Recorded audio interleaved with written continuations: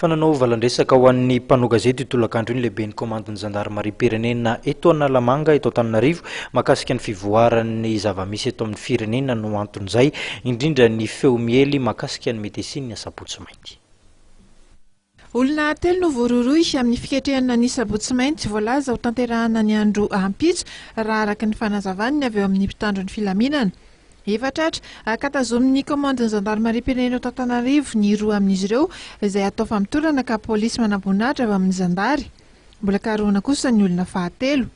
Arak'izany, araka ny nambaran'ny lehiben'ny fari-padian'ny zandarmaria eto Antananarivo izay, ny colonel Florence Rakotomana, dia tsisy tokony atahoran'ny mponina eto Antananarivo sy ny manodidina mahakasika io andro rapitso io, fa dia ho voafehy ny mpitandro ny filaminana ny toe-draharaha.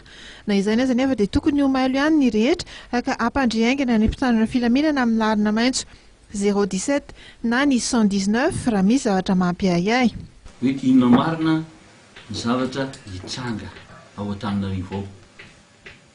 Moa ve dia zavatra isy raha mandrika ao na dia tena isy zavatra tsy azo iainana. Teo anatrehan'izay zany dia mitady hevitra zahay ato amin'ny EMO, dia tapaka ny hevitra fa aleo atsoina ny mpitarika io fihetsiketsenim-bahoaka io.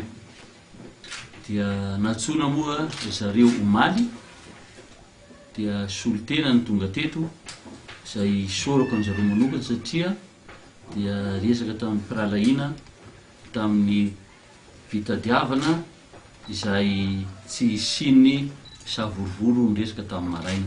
Araka ny hena sy ny renseignement sy ny information rehetra tonga dia mety hisy andehan'olona anararaotra ka hitifika ny vahoaka, anipoka grenady amin'ny vahoaka, dia ho lazaina fa izahay ato amin'ny fitandronan'ny filaminana no manao izay. Izay tetika izay dia hoe atao izay ampisy maratra sy be indrindra dia mety hisy ny fiantraikany amin'ny raharaha-pirenena. Tiako ny milaza amin'ny vahoakana Antananarivo fa na eo aza izay fifampiresahana izay dia mandray andraikitra feno zahay amin'izay mety hitranga indrindra fa raha-pitso koa afaka manao ny fiainana ara-dalàna na ny mpivarotra na ny mpandehandeha eto Antananarivo. Nefa kosa tokony ho mailo ary ampandeha ny amin'ny fitandronan'ny filaminana amin'ny lalana tariki 017 izay zavatra mampiahiahy. Nanazava ihany koa ny colonel Florence Rakotomana fa efa nanome toky ireo olona hikasa hanao fihetsiketsehana rahampitso fa dia ho foanana ny fiakarana eo ny Ambohijatovo. Namaly moa izy hoe ty zahay misy zany ny colonel, fa zahay dia ho anatin'ny fiarovana zavatra izay voalaza amin'ny teo.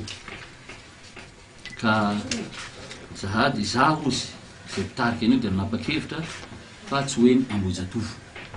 Raha hoeny dia samborinareo fa izay dia tsy hoe ny Ambohijatovo mihitsy.